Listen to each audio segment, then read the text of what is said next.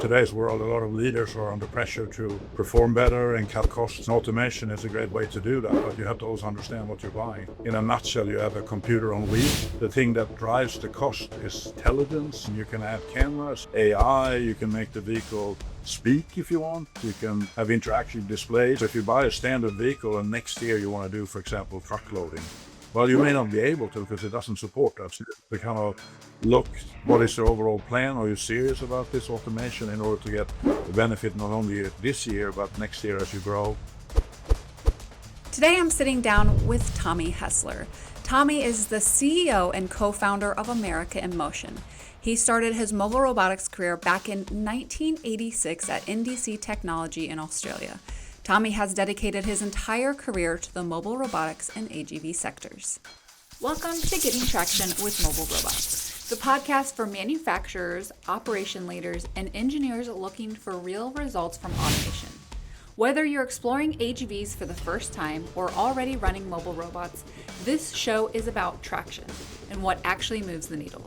Not just buying equipment, but understanding and utilizing automation effectively so it delivers step improvements rather than slow progress over time. Tommy, thank you so much for being here. I'm excited to dive in. Yeah, I'm very happy to be here. You make this feel very special. Appreciate this opportunity for sure. Yes, thank you. I feel like every time we have a conversation, I come out of it learning 10 new things. So I'm excited. I'm playing, host here. I'm pulling this information out of you. Our goal here is to help customers, help people that are thinking about automation either for the first time or maybe they've bought automation in the past and, this is more of a new experience now in today's world. So today's topic, we're going to be talking about the true cost of an AGV system. So before we dive in, I guess, do you have any comments on why it's so important to understand the cost? I feel like when people come in as customers and they're, thinking about automation, this is like one of the first questions, no doubt. This is a big investment. It's like, what is this going to cost? So do you have any comments before we dive right in? I just want to say I think it's a good topic to go through because it's not easy to know what to look for and so forth. And I think that in today's world, a lot of leaders are under pressure to perform better and cut costs and so forth. And automation is a great way to do that, but you have to also understand what you're buying. So I think this opportunity, it's good to try to explain it, at least with mobile robots I know a lot about. Yes, perfect. You're the expert. I've even heard some people call you the grandfather of AGVs. So I I think I'm talking to the right person here. So we're going to start. I want you to talk about the distinction between an AGV and an AGV system, because I feel like when people think about like what does an AGV cost, they're not getting the full picture here. It's like saying what does a cell phone cost, and you're not looking at the cell phone plan. It's like they go go hand in hand. So explain the difference between an AGV system and an AGV. Okay, well, to start with, the word AGV is automatic guided vehicle, which has been around since I began pretty much. And there's been some hype over the years that, oh, no, it's not an AGV, it's a mobile robot or a SGV for self-guided, or it's all really all the same. It doesn't really matter. And some people argue that because it's a mobile robot or an AGC, some people call it automatic guided cart. But technology-wise, it's the exact same thing where, in a nutshell, you have a computer on wheels, I'll call it, and it somehow guides. And so to talk about AGVs as such, if you look at to make them automated, you basically have to think also about the infrastructure around it. So of course the vehicle is what everybody focuses on, just like buying a car. But when it comes to robotics, you have to also coordinate it. So you need if you do an analogy to an orchestra, you need to have the conductor that tells them all what to do. And all of them are players, they come in different flavors and so forth, right? So I will use the word AGV to make a generic mobile robot, for want of a word here as a reference. And they can on their own do things, but it's fairly limited. To really get the benefit, you need to also have a fleet, and that means you have to coordinate between them so on. So when you buy it, you have to look at both the vehicle itself, which can come in several flavors, and they can have different sizes or whatever, mix them in the same fleet, but also on the infrastructure, like for example, when it moves a load, it will automatically track it because it's going to deliver it where you told it to go. So you don't necessarily need to have like a barcode scanner at the other end because you already know what it is, etc. So that infrastructure part And also the, shall we say, traffic management and how it drives through the plant is important. So two pieces to look at, basically. Yeah, yeah. So if someone were to just get an AGV dropped off in their facility, it would be a little disappointing because it's not going to do what they want. It's just, like you said, it's very minimal functionality wise what an AGV does without all of that behind it to tell it what it's to do. Yeah, yeah, it would be more like your vacuum cleaner at home. It drives around on the carpet, it faces that pattern, but this is not how you make money or make it serious, but you can buy a single one for sure. Yeah, yeah. Okay, that makes sense. And kind of taking that a step further, when we look at now that we know the difference in AGV system, what are like the different buckets that come together to put all of this together? You kind of touched on that already as far as what's included in the system. You talked about a fleet manager, but can you kind of give us a even better idea of what those buckets look like? Yeah, also a good question. And on the system side, we call it the infrastructure to make it clear. So it's stationary, it's nothing to do with the robot itself. First of all, you need to have fleet manager, which does the traffic management and keeps track of the batteries, etc., etc. And all of that is possible to buy off the shelf. There are several vendors that deliver it with varying, shall we say, the degree of success, or some have certain benefits, others have others. But the thing to also appreciate that if you want to get more benefit as in tracking your product, none of those systems do that. They're specialized in traffic management and moving the vehicles around. None of them really track the product. And also, if you think about it, everybody has a different product or different database, or there is a high degree of customization there. So what we do often is we buy a standard off-the-shelf traffic manager, and we add something else on top we call ICAM, which is kind of like your product tracker specially built for each application. So that way you can get a proven system, but still customize it the way you want it. So kind of have your cake and eat. Okay. And when we're thinking of putting this together, I know like the idea of this episode is that we're going to talk about cost. And every time I research what's the cost of an AGV, there's such a variety of numbers. And it's like, well, you really have to know what you want. You have to talk to someone to get an idea of cost. But Mhm. just big picture wise, can you give us some idea of like what a simple system might cost versus something that's, more complex and more customized? What kind of cost variation? I know it's hard to tell because every operation is different and there's multiple layers within each, but can you just kind of give us some general numbers we can think Yeah, about? sure. Yeah, when I lived in Australia, they asked questions like that. I would answer, "How long is a piece of string?" So there you go. It's hard to know, right? But to give you some rule of thumb, you could probably buy a mobile robot, and I'm talking one that put some weight, like say a couple of £1,000, or not 50 pounds, in other words. Then it's probably anywhere from 120 grand or so. It's like a top range, over the range car, and it could go up to say 200. But the thing that drives the cost is, I call it intelligence, meaning you can add cameras, you can add AI, you can make the vehicle speak if you want, you can have interactive displays and so on. There are some picking systems where you have headphones and a microphone and you tell it where to go. And all these variations will add other layers of cost, right? And so you can have, I think my world record in the whole career ever did was this very specialized vehicle built out of carbon fiber to inspect aircraft for material defects. And it was like almost $1 million for one vehicle. But Mm. it's not the norm at all. It's typically 100, 200 grand, somewhere in there.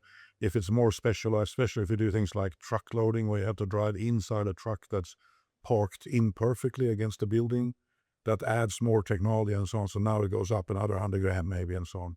But hopefully Yeah. that's some idea. Well, so if someone says they have that robot that costs 20 grand, be very suspicious, because you wonder why or how and Yeah.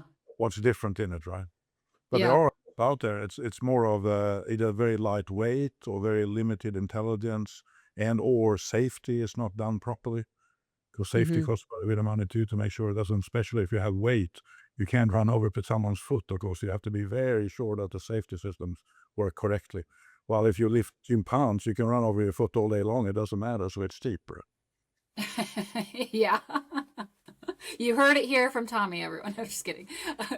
My next question, and you're starting to touch on this, but do you have any other comments as far as what drive, like if someone was looking at two quotes, what drives this cost variation so much? I know you're talking about like the safety, the cameras. I mean, all these different things can drive it, but I guess any other points that we Yeah, should be aware of? well, battery systems where you can get lithium that costs a lot more, or lead acid. We do a lot of fast charge, meaning you can run roughly an hour and charge in 8, 10 minutes or so.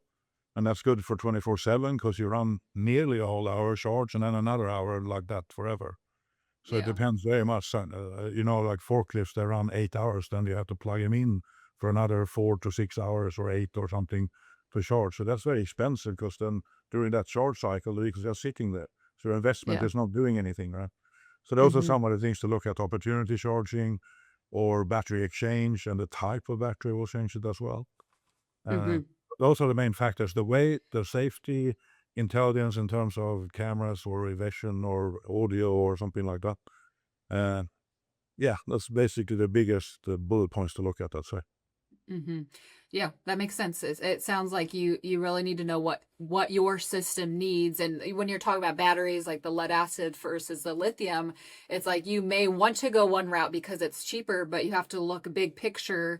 Why is it cheaper? Is it, are you, if you pay more, is it going to last longer? Are you going to get more charges out? I mean, there's just so many things. I think that's probably why it's important to talk to a team of professionals to get these answers. But at least this is equipping you with enough knowledge to get the ball rolling so they have an idea of costs. So, Yeah, and it's cost of ownership comes into that.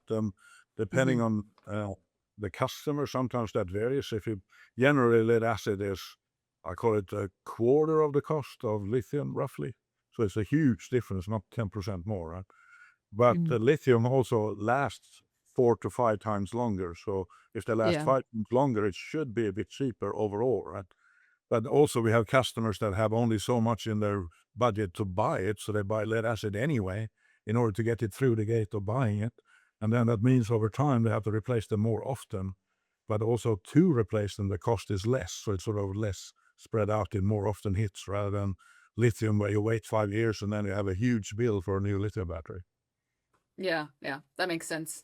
And kind of on this topic of cost, I've been hearing a lot lately about China and the rise of mobile robots and AGVs and that they are a lot cheaper. What's your take on buying like a made in China AGV versus a made in America AGV? And obviously there's a price difference. I think all of us in theory want to support made in America, built in America. But then sometimes we think, well, that's cheaper though. So, I mean, is that the right thinking here or not?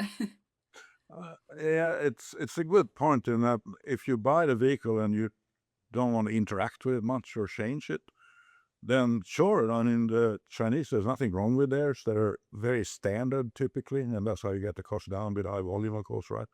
But the question is more, Okay. what do you need? And you can see, is the vehicle like your car where you buy it and most people don't change it much?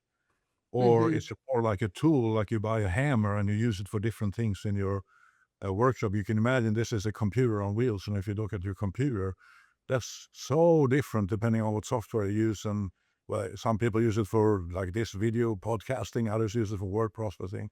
And I think robots are Yeah. somewhere in between. So you can make robots in a plant go on and move pallets only, and or when they have nothing to do, they clean the floor. And now you have two different roles, right? That sort of flexibility is hard to get if you buy an off-the-shelf, high-volume uh, vehicle like that from China or whatever. And also look at the software side with the fleet management. That makes a huge difference. What's the Yeah. speed? And what's the safety? And the same things I mentioned before. You have to really look into what they provided.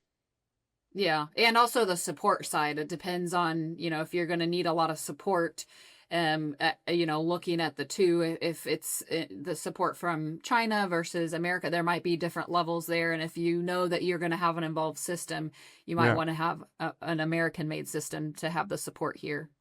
Yeah, because I think in general, to buy mobile automation is one of the final things to automate. A lot of customers that have automated already their manufacturing process or their machinery, or they have picking robots and so on. And then next Yeah. year, we have to save even more money. What am I going to do now? Do I have a magic wand? What do I do? And that's where they start hmm looking into mobile robotics. And especially the transportation aspect of it, right? Because that could be a lot. And that often means that you start with one step and then you grow over time. So if you buy a standard vehicle and next year you want to do, for example, truck loading, well, you may not be able to because it doesn't support Yeah. that. So to kind of look, what is the overall plan? Are you serious about this automation in order to get the benefit not only this year, but next year as you grow? And also, the business environment changes all the time. Maybe you start Hmm. producing a new product. Now the vehicle needs to be different. What does it take to change it? And it tends to be with standard, you throw it out and buy a new one, but that's not Yeah. necessarily what you need to do. You can definitely retrofit or change or whatever. We have some customers had vehicles that are made 25 years ago. They're still running and they're That's awesome. low tech by today's standard, but so what? They moved a load from A to B and they've changed 10 times over, but it works, right? And Yeah. Yeah. the justification financially is better than anything you could buy. Yeah. Hey, that's if it's not broke, don't fix it. Exactly. That's awesome. Yeah. So it sounds like it's important. You're kind of giving some clues to customers that are, if they're in this process, that they need to be thinking long term, and talking about that with the whoever they're going to go with, or at least get quotes from for AGVs. They need to be talking about like what the future looks like, because if they're just thinking about the current right now, they might be missing out, or they might be paying more in the long run to make things that are adaptable. Is that what you are explaining here? Yeah, I guess I could explain by an example that I see some customers buy a system, they don't want to know how it works. It runs from A to B, and it runs normally for 3, maybe 4 years, and then they're done with it because they're not involved at all, and they view Yeah. it as a fixed purchase, and we're done. And financially speaking, it normally pays itself back. Even if you don't look at things like damage and other, will make it go back, pay back itself back even faster. But just with labor, it's for only around 2.5 years somewhere. And for that reason, after 2 years, they can technically throw one out to buy a new one. I don't know why you would want to, but you could, right? And Yeah. that's kind of how they view it. But it's normally not very successful because they don't engage in it, right? And then if I Hmm. look at the other extreme, I have customers that want to learn how to program it themselves. And to them, it's more of a tool, you could say. Hmm. So they modify it based on their own needs. So I have some customers, we taught them how to change the guide path or the path where it goes around and which machines it goes to and how it operates, especially with the traffic patterns, what's best for them. And we come back and we don't even recognize the system. That's how much they've changed it, but it works way better for them. So it's Yeah. a bit like it's a mixture between something you buy and something you kind of use, right? So it's a Hmm. little bit like buying a tool, I think. And those are the most successful systems for sure. They run Yeah. 10 years plus and so on. I've had customers that come and say, oh, it's taking my job away. And then after 1 year, they go, oh, this is not bad. It should be running here and I can do better things with my life, right? And then after Yeah. that, they say, oh, this pallet here is wrapped. It should go to the other end of the building. Doesn't it know that? And it's not that smart, right? But they expect that because they use it every day. So that Yeah. Yeah. the whole journey, I think, is where you really get the benefit, right? You really get involved in it. Yeah. It's definitely not just a decision you make on a whim. It's something you think through, and you think about the longevity of the system, and how it can work best for each person. And like you said, that's a beautiful way to put it. It's a tool. At the end of Yeah. the day, it's a tool to make your company more efficient and run better. Yeah, and it makes sense if you think about maybe computers is the closest thing that's an analogy. It's also a tool, and we configure them all Yeah. over the place depending on who we are. And if you buy a forklift, that's the opposite. It's just 4 wheels and we're down. This is somewhere in between, right? It's Yeah. the Yeah. computer on top of wheels, and off you go. So you have to appreciate there's some degree of the IT support type of environment, right? Yeah, definitely. And kind of on that note, when we look at the buying experience of buying AGVs, thinking of like buying a car, or like like you had just said, a computer, how is the buying experience of an AGV different than, say, a car? Uh, it's very different in that people don't have any frame of reference for what it is. So it's kind of like selling a car to somebody in the 1700s. They have no idea what you're talking about. It doesn't mean they're, shall we say, behind the times or stupid or anything. That's just very unfamiliar to them, right? But I think if you take it in steps, and to me, I would recommend not to buy anything up front. In that, you should look at the flows in your plant and where to put Mm. it and how the traffic pattern should be, and work out sort of most of it virtually before you actually purchase anything, because that avoids having to learn on the floor. You learn all the Yeah. big on the screen, and it's way easier to move it on the screen than in real life and so on, right?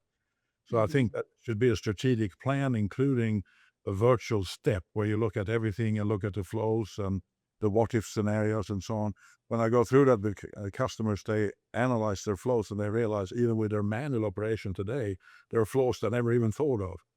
And wow, Yeah. I didn't realize that we were misusing our warehouse, so we could get a third more in it or whatever it is, right? So I would recommend that you study first what you really need and then look for the best solution.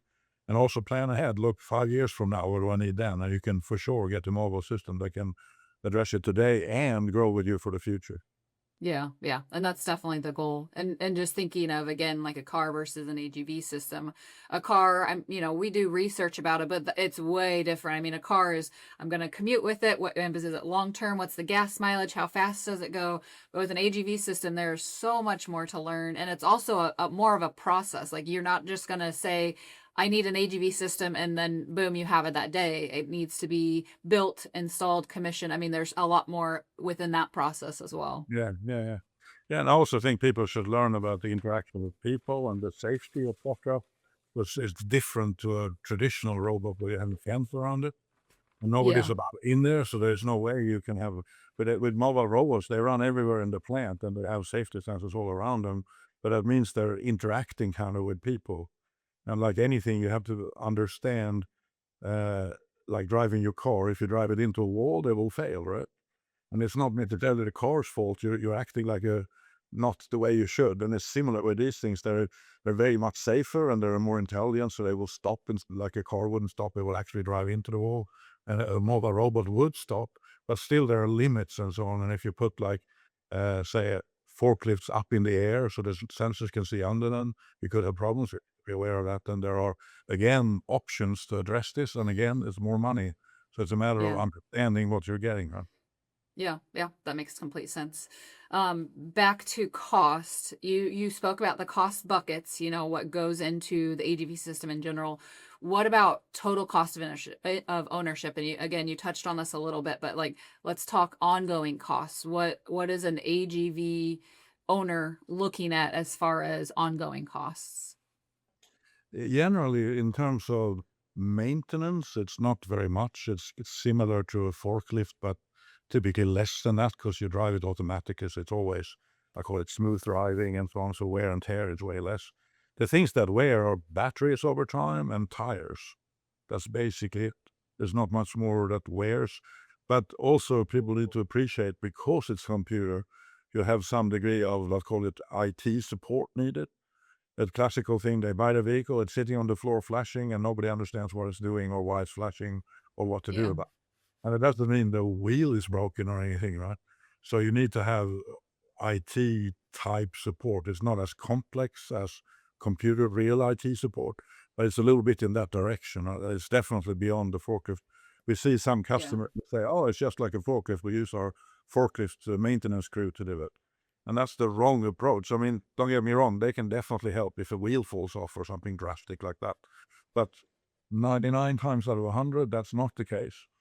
Instead, it's flashing or doing something, and they are not able to help you out. You need more of computer people and people that are, yeah, IT guys, I would say, that sort of yeah. qualification. And that would be the lion's share of what you need, especially to get the ownership in your workforce. They think they're first threatened about it, and then if you hold their hand through it and so on, they will promote it and like it afterwards. And that's at least the experience I've had.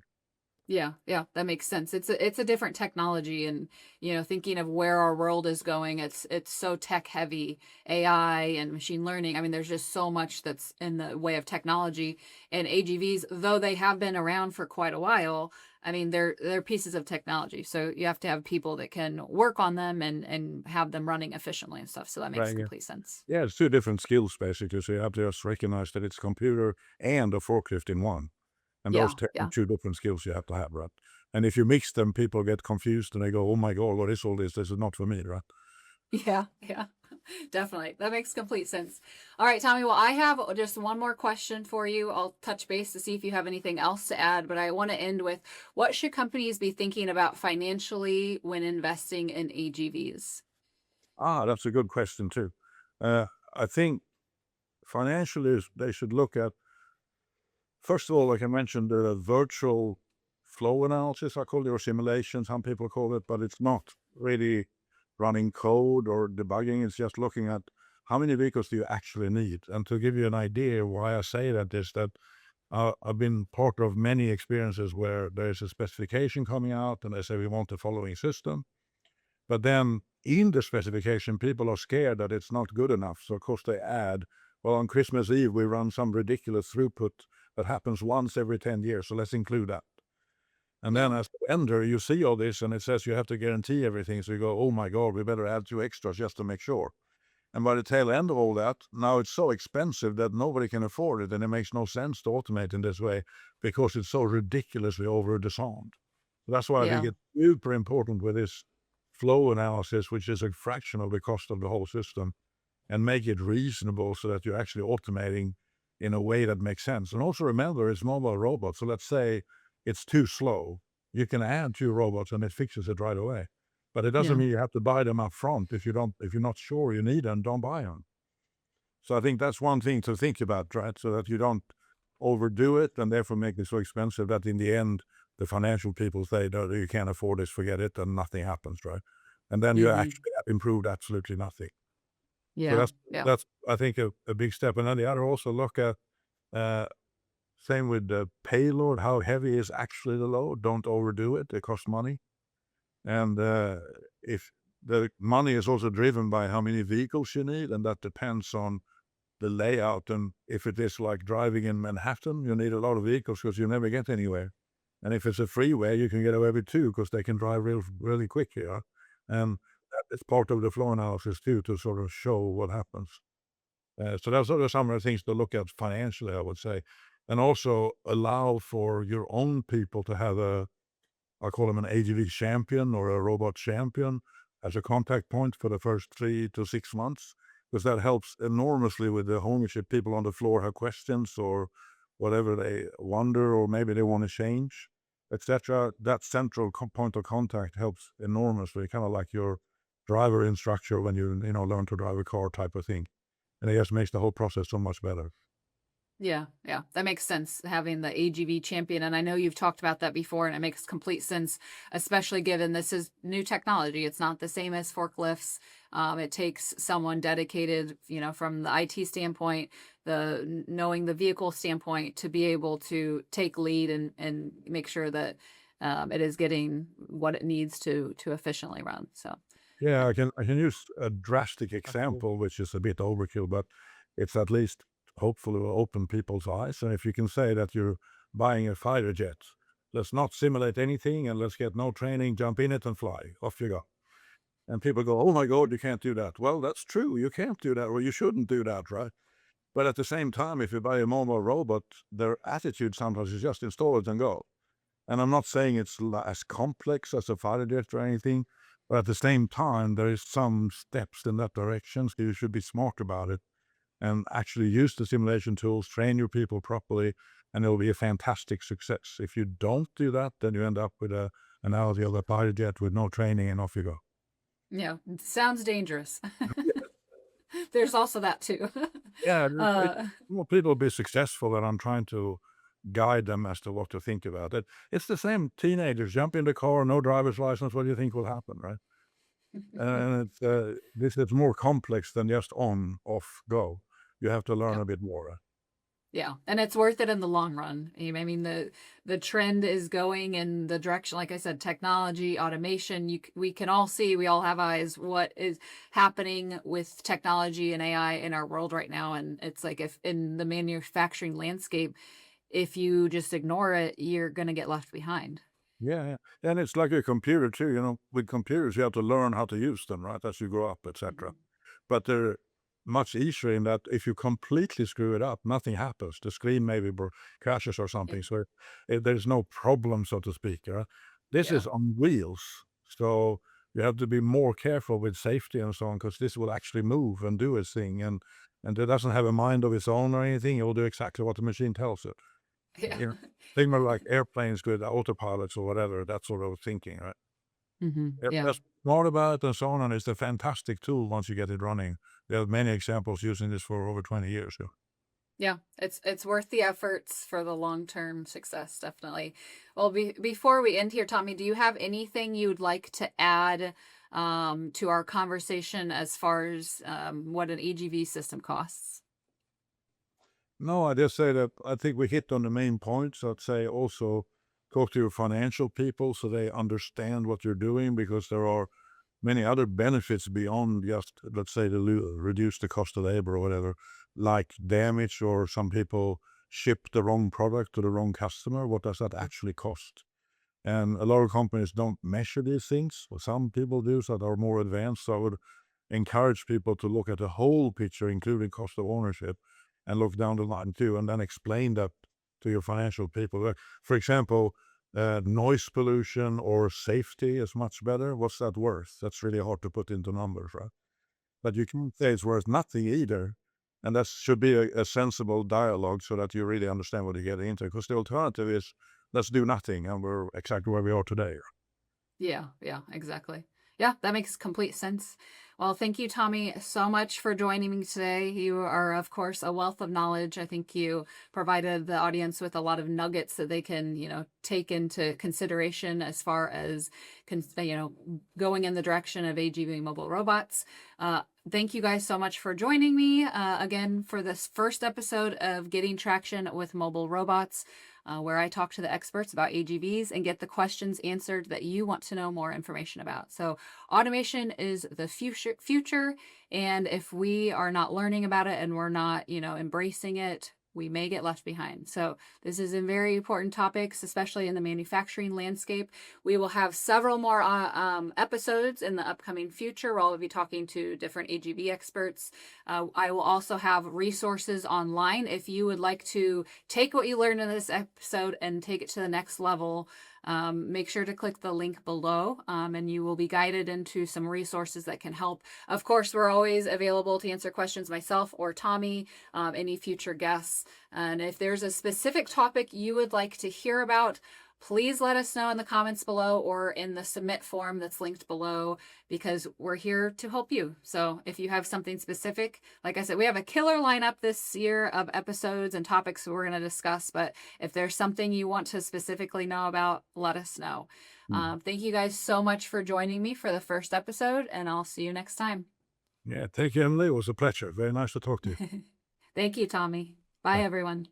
Bye.